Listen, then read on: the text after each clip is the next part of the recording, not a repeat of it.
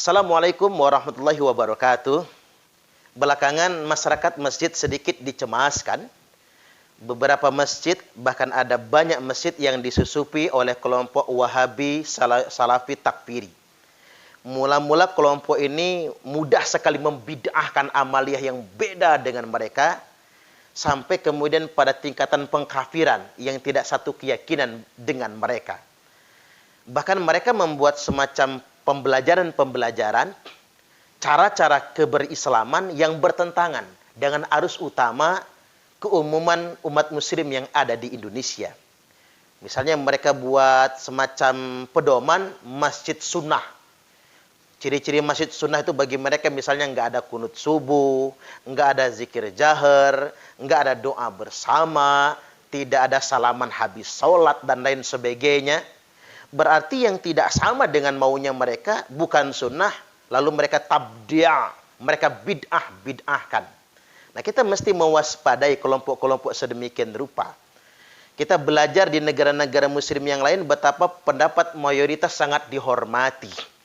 Sedangkan di Indonesia ini salaman habis sholat, zikir bersama, menjaharkan suara dalam berzikir, doa mengangkat tangan, doa berjamaah adalah bagian daripada kebiasaan kaum muslimin di Indonesia. Dan ini perkara sunnah semua, bukan perkara bid'ah. Kita mesti mengerti bahwasanya di mana bumi dipijak, di situ langit dijunjung.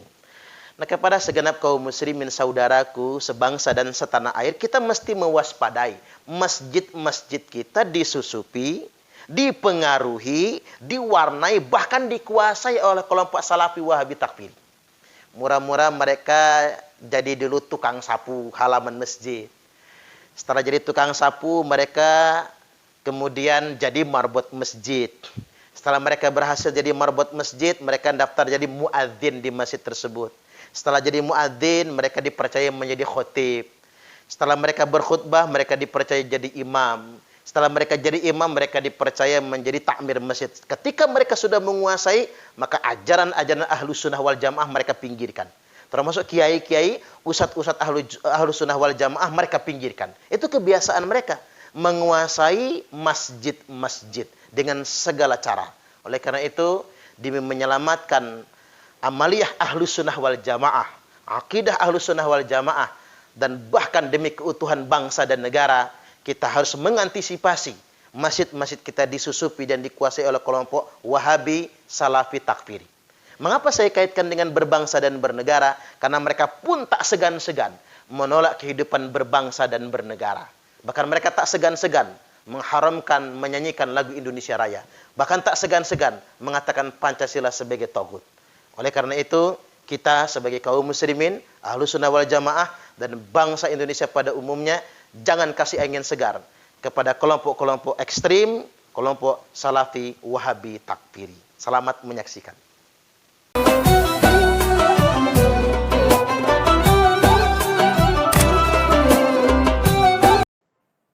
Kenapa? Karena jabat tangan setelah sholat dianggap oleh sebagian orang sebagai suatu syariat yang menyertai sholat. Bukan suatu perkara duniawi. Ya. Kita setelah sholat kita boleh lihat HP, boleh, nggak ada masalah. Kita setelah sholat kita boleh ke toilet, bisa. Tapi itu bukan perkara agama yang kita yakini. Jadi kalau ada orang tanya kamu, dalilnya apa habis sholat salaman? Ya tanya saja. Mereka kan ya biasa habis sholat nyalain HP-nya yang off di on kan. Tanya aja hadisnya. Haddatsana Abu Al-Bukhari wa Al-Bukhari. Misalnya qala Rasulullah, jika kamu mau sholat maka matikan HP. Setelah selesai maka nyalakan HP. Al-Hadits riwayat Bukhari. Wis ono wa sahahul Albani. Waduh.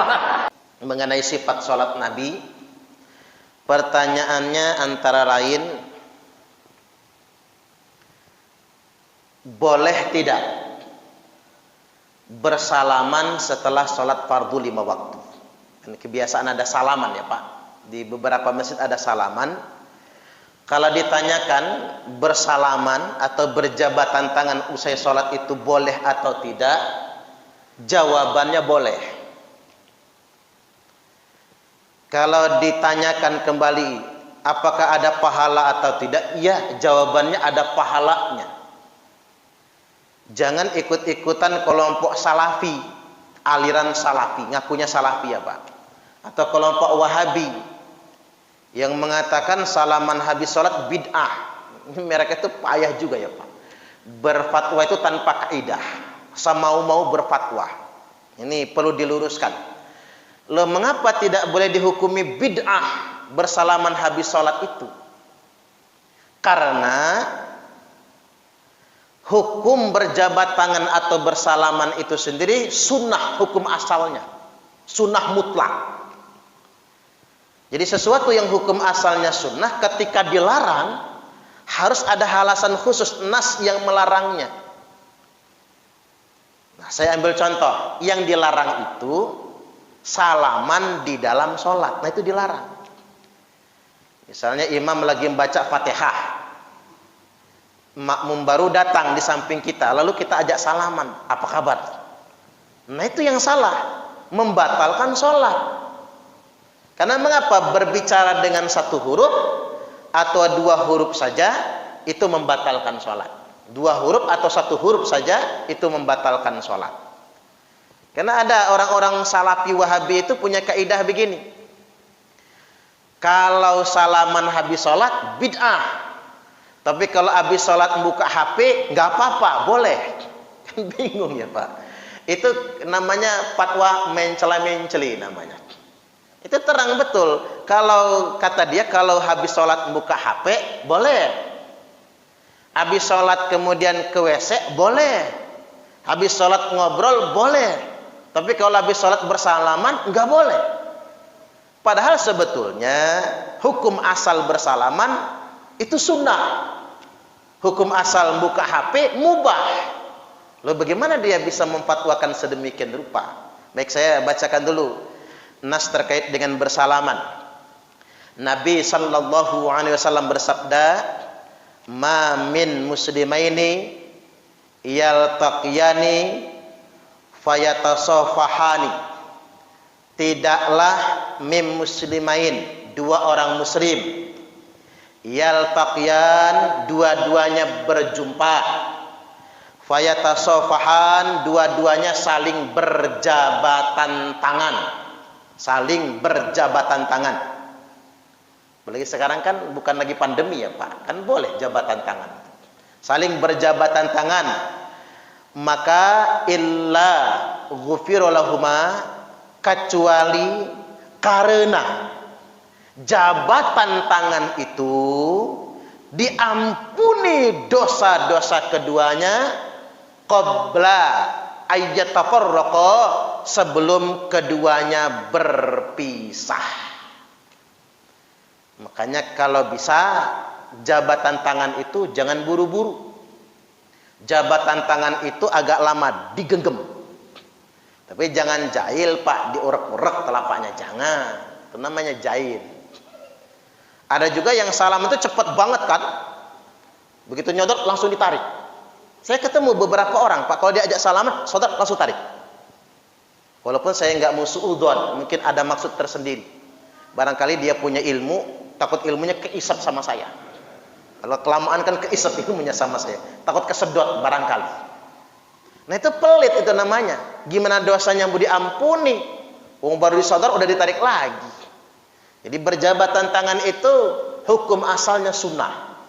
Fadilahnya menghapus dosa-dosa. Dosa-dosanya gugur semua qabla ayyatafarraqa, hingga sebelum mereka berpisah. Nah, itu kan kelebihannya. Nah, yang kayak gini nih kalau dilarang harus pakai dalil ngelarangnya. Karena ini kan ba'da sholat, bukan di dalam sholat. Melakukan perbuatan sunnah setelah sholat ya boleh. Sama kayak contoh begini, ada nggak dalil langsungnya? Kalau habis sholat itu membaca Quran, kan nggak ada dalil langsungnya. Kalau habis sholat itu membaca Quran. Tapi kalau bapak-bapak ingin membiasakan, tiap habis sholat membaca Quran 5 juz, ya boleh dong, bagus itu. Saya ingin mengistiqomahkan habis maghrib 5 juz misalnya, habis isya 5 juz misalnya, atau 1 juz habis sholat, mendawamkan tiap habis sholat, boleh. Apa jadi bid'ah? Ya tidak dong, karena hukum asal membaca Quran itu sunnah. sesuatu yang sangat disukai. Ketika dia mau larang, harus ada nas yang melarangnya. Nah, misal contoh, apa hukumnya membaca Quran dalam WC? Nah, itu yang nggak boleh. Ada penegasan, dilarang. Kita dilarang, bahkan bawa tulisan lafaz Allah saja dilarang ke dalam toilet. Apalagi lebih daripada itu. Jadi harus ada keterangan langsungnya. Jadi sekali lagi, hukum asal bersalaman sunnah. Fadilahnya menghapus dosa-dosa. Menempatkan bersalaman habis salat hukumnya mubah. Barang siapa yang mengatakan bid'ah, berarti dia sendiri yang sudah berbuat bid'ah, karena dia berlebih-lebihan dalam menghukumi sesuatu. Ini penting penjelasan. Karena ada pamflet disebar di mana-mana, Pak. Ciri masjid sunnah. Saya baca itu apa aja ciri masjid sunnah itu. Subuh nggak ada kunut. Jadi kalau subuhnya pakai kunut nggak sunnah kita itu. Nggak sunnah berarti bid'ah. Ini orang kacau ini. Lagi nyebar di Indonesia ini, Pak. Ciri-ciri masjid sunnah. Subuh nggak pakai kunut. Padahal sebetulnya kunut subuh itu sunnah menurut mazhab Syafi'i. Ini ada keterangan. Anas bin Malik ditanya, hal qanata Rasulullah sallallahu alaihi wasallam fi subhi? Apakah Rasulullah sallallahu alaihi wasallam berkunut di dalam salat subuh? Naam, ba'da ruku'i yasira. Iya. Nabi berkunut setelah ruku' di rakaat yang kedua dibaca pelan. Makanya kalau kita baca doa kunut, bedakan volumenya sama baca Fatihah. Kalau baca Fatihah itu kita bismillahirrahmanirrahim. Kita angkat suara kita waktu jadi imam. Tapi begitu baca doa kunut, Allahumma hdina fiman hadait. Bukan sir, Pak, bukan, pelan, enggak kenceng, tapi bukan juga enggak ada bunyinya. Diturunkan sedikit suaranya. Itu dalam kitab Sahih Muslim. Mestinya dia ngomong begini. Yang enggak kunut subuh bagus, ada fatwanya. Yang pakai kunut subuh bagus, ada fatwanya. Mending dia katakan begitu daripada dia memvonis ciri masjid sunnah enggak pakai doa kunut. Itu namanya fitnah dan penyesatan itu, Pak. Hati-hati kelompok Salafi Wahabi ini lagi banyak-banyaknya di Indonesia ini soalnya. Saya perlu menegaskan ini begini, karena saya iri sama Malaysia. Malaysia itu, Pak, sekolah pondok pesantren yang mengajarkan fikih tidak bermadzhab Syafi'i tidak dapat izin. Tidak dapat izin. Tanyalah sama orang-orang Malaysia kalau nggak percaya. Nggak ada sekolah formal, non formal, pondok pesantren atau sekolah umum yang boleh mengajarkan fikih selain madzhab Syafi'i. Jadi nggak ada di sana orang ngomong kunut bid'ah, itu nggak ada. Di Malaysia itu begitu. Indonesia ini terlalu bebas. Bayangkan Indonesia itu banyak sekolah, malah SDIT, Pak, mengajarkan kunut bid'ah. Ini saya sarankan bapak-bapak itu masukin anak ke sekolah juga ya jangan sembarangan lah. Masa diajarkan fikih yang beda sama orang tuanya? Bahkan lebih bahaya lagi ngomong Pancasila tauhid. Nyanyi lagu Indonesia Raya haram. Hormat bendera haram. Kemarin saya ngisi acara di salah satu pondok pesantren. Begitu diajak nyanyi lagu Indonesia Raya, ketawa semua santrinya, Pak. Ketawa cengar-cengir, nggak mau nyanyi.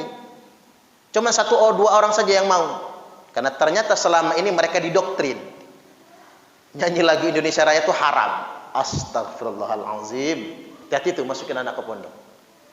Ini memang sudah menggejala ini kelompok Salafi Wahabi takfiri ini sedemikian rupa. Karena kalau di Arab Saudi sekolah formal, madrasah, pondok kalau bahasa kitanya ya ma'had, universitas, sekolah-sekolah madrasah itu tidak boleh mengajarkan kecuali fikih madzhab Hambali.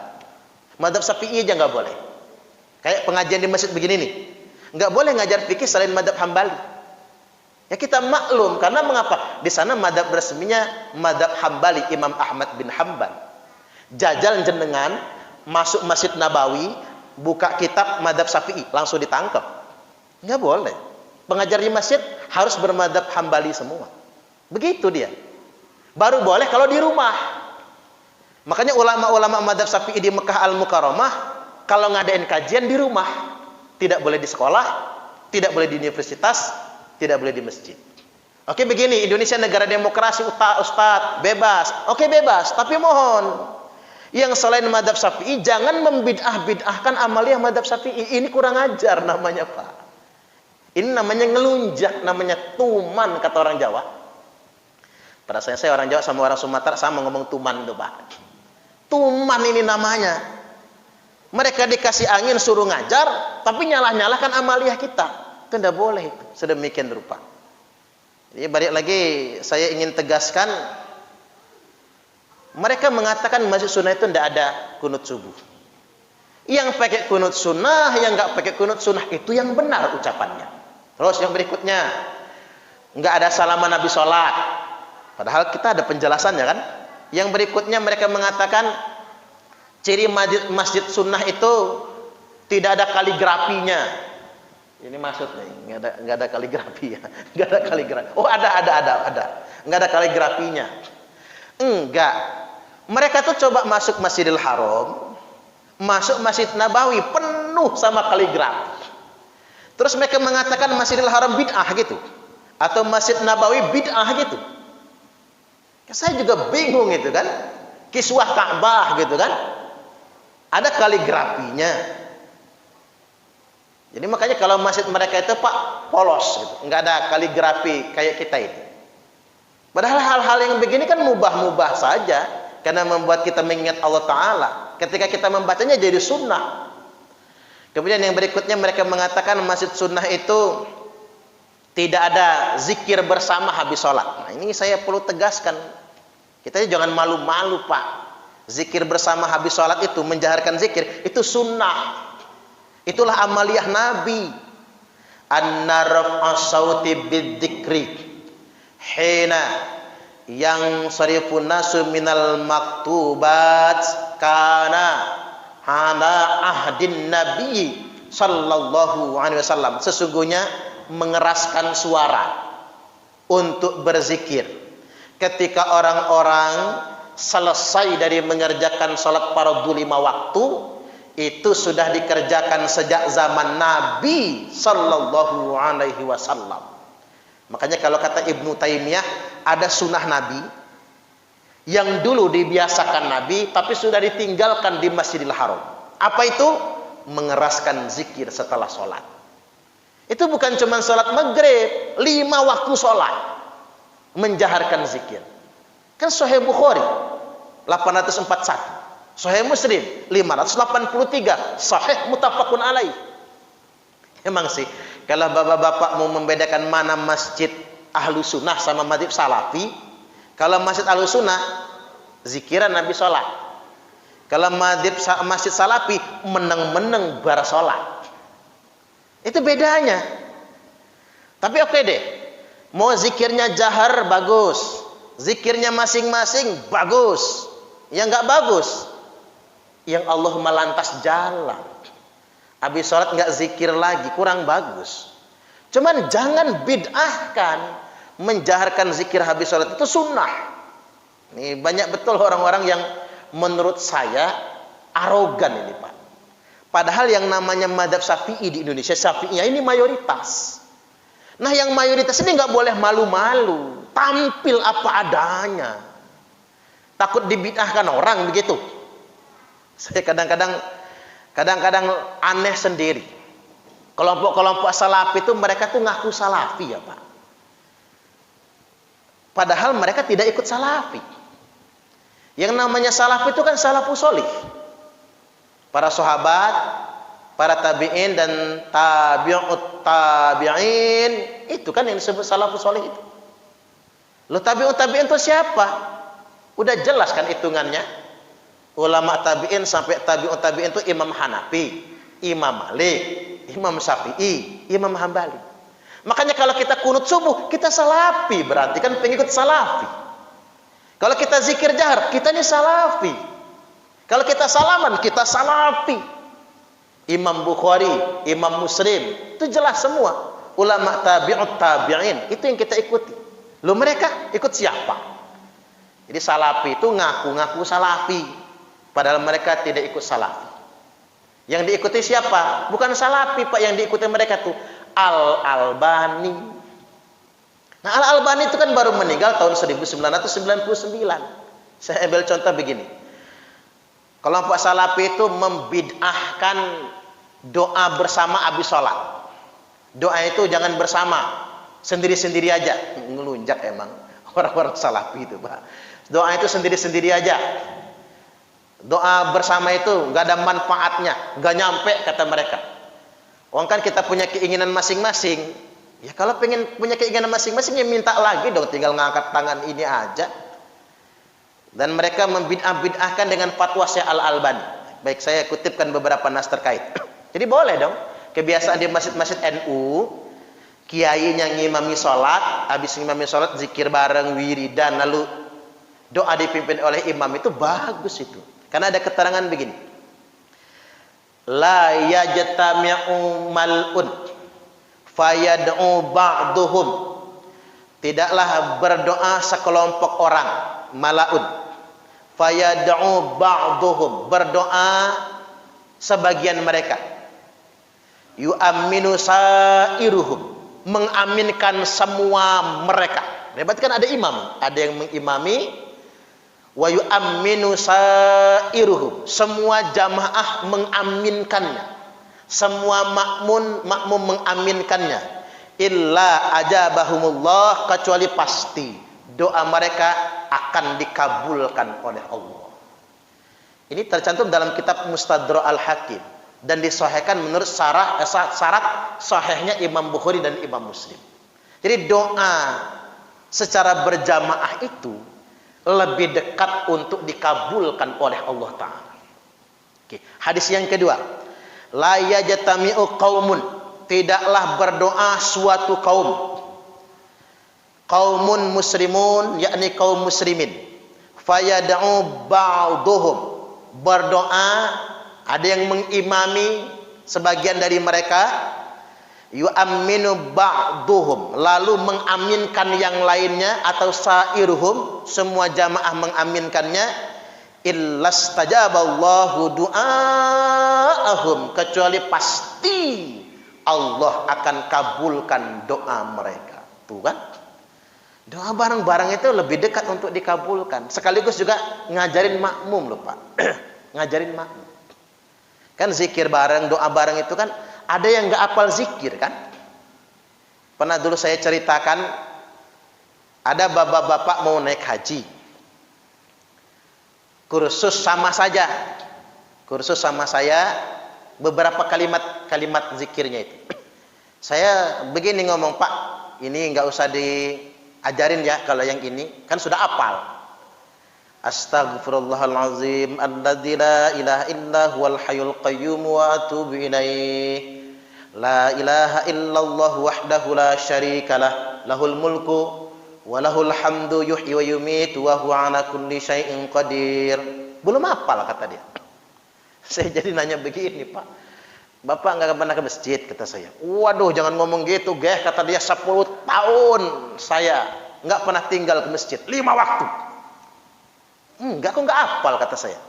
Emang di masjid nggak pernah dibaca doa begini, zikir begini? Nggak ada. Pikir saya, apa iya ya? Apa dia budak ini? Akhirnya saya suatu hari mampirlah ke masjid itu, Pak, sholat. Ternyata benar, di masjid itu zikirnya selalu masing-masing. Tuh kan, ada orang yang memang nggak mondok loh Pak. Ada orang yang memang nggak mondok, nggak ngaji gitu, belum pernah ngedengar, begitu dia rajin ke masjid, hal-hal yang sederhana zikir habis sholat pun nggak hafal. Karena ngapa? Nggak dibiasakan untuk dijaharkan. Dulu Nabi, mengapa Nabi sering menjaharkan zikir habis sholat? Karena manfaatnya ngajari para sahabat yang belum hafal. Sama kayak kita ini, ada anak-anak, ada mu'allaf yang baru ke masjid, ada yang baru tobat, seumur-umur nggak pernah sholat, jadi sholat ke masjid. Nah itu yang kita ajari, membiasakan kalimat-kalimat zikir. Bahkan begini, belum tentu loh kita ini yang sudah biasa wirid itu wiridnya udah benar kalimatnya. Siapa tahu salah kita menyebutkannya, kalimatnya itu. Makanya dengan mendengar imam, oh ternyata ini kalimatnya, saya selama ini salah, ada kalimat yang salah. Misalnya Allahumma ajirni minan nar.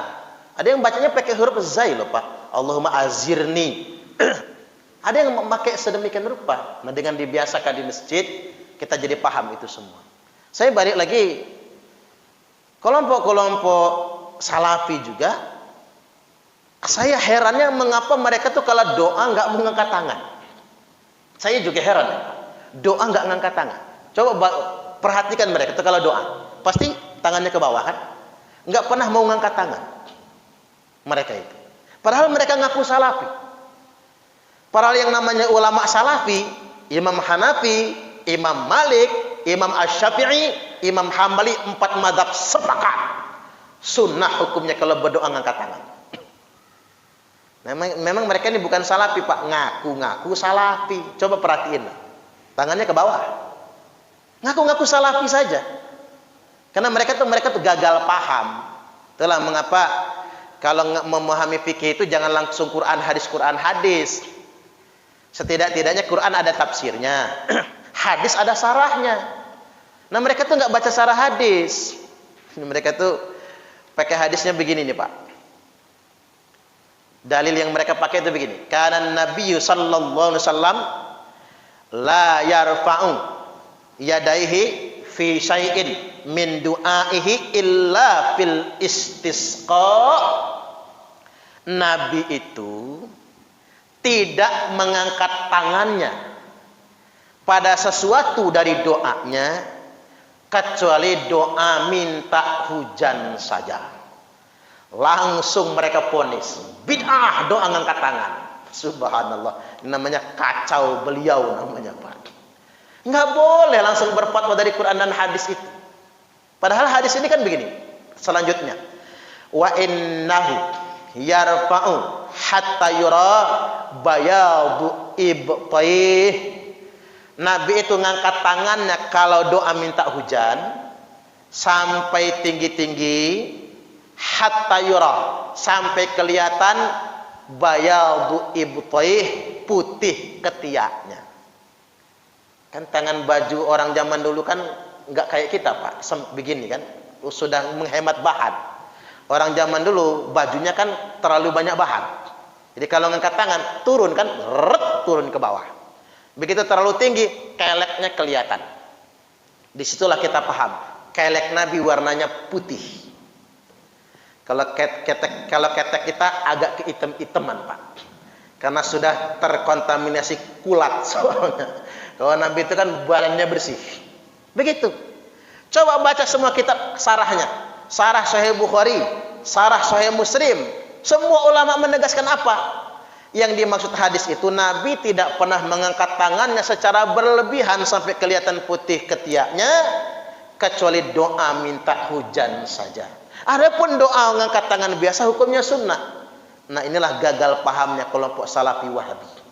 Ujung-ujungnya mereka bahas bid'ah, ujung-ujungnya mereka bahas kafir.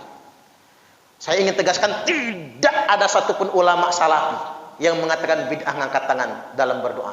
Mereka sepakat ngangkat tangan dalam berdoa itu hukumnya sunnah semua. Sepakat. Ini begini hadisnya. Inna rabbakum tabaraka wa ta'ala. Sesungguhnya Rabb kalian yang maha suci lagi maha tinggi. Hayyun karimun. Allah itu maha mulia lagi maha pemalu. Yastahyi min abdihi idza rafa'a yadayhi ilaihi ayyaruddahu masifran. Allah itu malu betul apabila hambanya sudah mengangkat kedua tangannya kepadanya, tapi Allah menolak doanya dengan hampa. Jadi sekali lagi Allah itu maha pemalu. Jadi kalau ada hamba sudah ngangkat tangan, Allah nggak kabulkan doanya, malu betul Allah. Maka ulama sepakat salah satu sebab doa dikabulkan adalah ngangkat tangan dalam berdoa. Ngangkat tangan itu hukumnya sunnah, bahkan ditekankan di dalam berdoa. Saya juga heran ngapa mereka nggak mau ngangkat tangan ya. Sekali lagi nggak ada fatwa salafinya itu fatwa mereka sendiri. Selanjutnya nih tambahan sebelum tanya jawab. Kebiasaan celana cingkrang Pak, ini perlu saya tegaskan juga ya. Celana cingkrang itu mereka klaim itu celana sunnah. Coba bayangkan, apa iya celana itu seperti yang mereka pahami? Bayangkan apa Nabi dulu bajunya begitu? Bayangkan dulu, Nabi dulu kayak gitu nggak bajunya? Nabi itu Pak, yang menggantung itu izarnya, sarungnya, sama komisnya, sama kemeja panjangnya. Komis itu kan bahasa Arab. Kita ke bawah orang Mesir nyebutnya gamis. Kan Nabi itu kalau pakai pakaian gamis, kemeja panjang, komis ya. Kemudian ditambah izar. Nah, itu yang kemudian Nabi sukai, tidak dipanjangkan sampai ke bawah mata kaki. Adapun sirwal ya. Sirwal itu daleman, celana, daleman. Ini orang anehnya pakai gamis tidak, pakai sarung kagak, tapi sirwal doang, baju kaos oblong, pakai celana cingkrang, persis kayak petani nyangkul di sawah. Ini mohon maaf, jadi boleh aja Pak, sholat pakai celana itu boleh, tapi tidak perlu mengharam-haramkan orang yang tidak cingkrang. Karena yang dikatakan tidak boleh memanjangkan pakaian di bawah mata kaki itu kan karena sombong, bukan karena pakaiannya. Mestinya kita bersikap begini, apapun pakaian yang dipakai, entah sarung, entah gamis, entah celana, yang penting nutup aurat. Coba menjenengan lihat di Mekah sekarang, ada nggak orang cingkrang? Indonesia kalau pakai gamis, Pak Haji, Ustadz mau kemana? Mentang-mentang pakai gamis. Di Arab supir pakai gamis itu Pak. Gamisnya putih-putih. Orang Arab itu nggak punya warna lain, cuman punya 2 warna. Yang laki putih, yang perempuan hitam. Itulah warna di Arab. Jadi jangan harap jenengan mau lihat ada rumah catnya biru, nggak ada. Catnya merah, apalagi kagak ada. Gedung juga begitu, abu-abu paling banter. Kalau pakaian laki-laki putih, pakaian perempuan hitam, sudah gitu aja. Pakaian di sana itu. Kebudayaan yang ada di Arab tersebut. Terus apa orang Arab cingkrang? Enggak, biasa aja. Seh-sehnya biasa aja. Ya dong, kalau ke Mekah itu perhatiin. Kalau saya mah tak perhatiin Pak, karena kita kan punya budaya masing-masing. Oh, orang Arab juga nggak ada yang cingkrang lah, kita aja cingkrang setengah betis gitu ya. Ya kalau orang biasa nggak apa-apa. Kalau PNS kan nggak elok ngelihatnya itu kan. Oh, ini pegawai negeri kok cingkrang-cingkrang begitu kan, namanya pegawai negeri kan punya uniform, punya seragam. Jadi saya ingin luruskan, yang diharamkan Nabi itu bukan pakaiannya, yang diharamkan Nabi itu sombongnya. Itu yang jadi persoalan. Jadi saya ingin tegaskan sekali lagi, jangan sampai ajaran-ajaran Salafi Wahabi ini ngerusak kenyamanan kita di masjid. Terus jenengan merasa nggak pede beramal di masjid karena takut dibid'ahkan oleh orang-orang Wahabi itu Pak. Jangan sedemikian rupa. Yakin, percayalah, amalan Ahlus Sunnah wal Jamaah ini sudah benar. Saya malah pengennya betul, kalau pengennya saya sih nyontoh tuh Malaysia. Ajaran selain madzhab Syafi'i tidak boleh diajarkan di tempat-tempat resmi, biar nggak bingung tuh masyarakat kita itu.